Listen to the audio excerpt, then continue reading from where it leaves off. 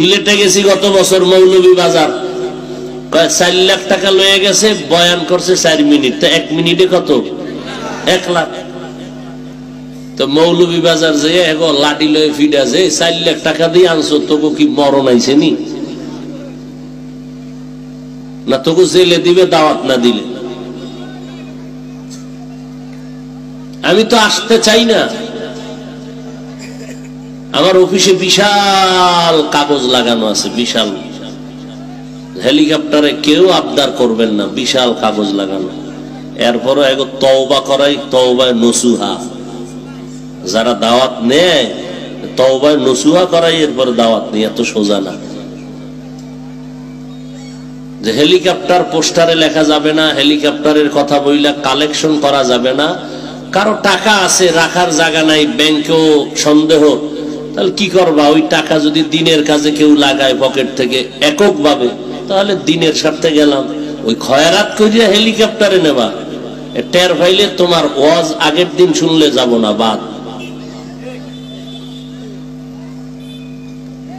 খালি আমগুই দেখে হেলিকপ্টারে ভাড়া দেয় 3-4 লাখ টাকা। আমি তো কোথাও বলি না আমারে এত দাও। বরং হেলিকপ্টারে যত মাহফিল করছি, অন্য মাহফিল আমি গাড়িতে গিয়া করলে যা পাই তার 3 ভাগের 1 ভাগও দেয় না হেলিকপ্টারের মাহফিল গুলোতে, 1 ভাগও দেয় না। অনেকে দেয় না, কয় হুজুর বিকাশে ভাড়াবো। তোর বিকাশ থাকলে তুই ভাড়াই যা, আমার কোনো বিকাশ নেই।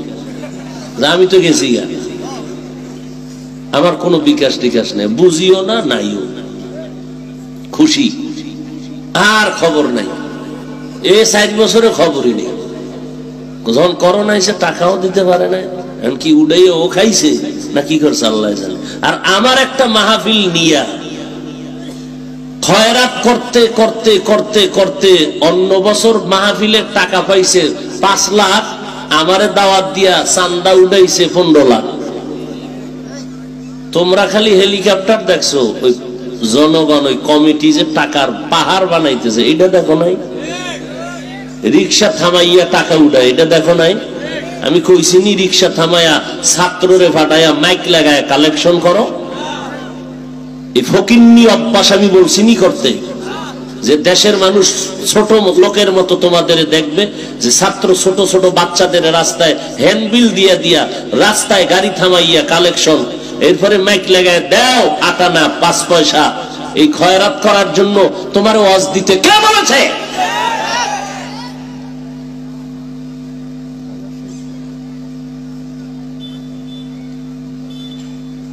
বদনাম করো আলেম ওলামাদের।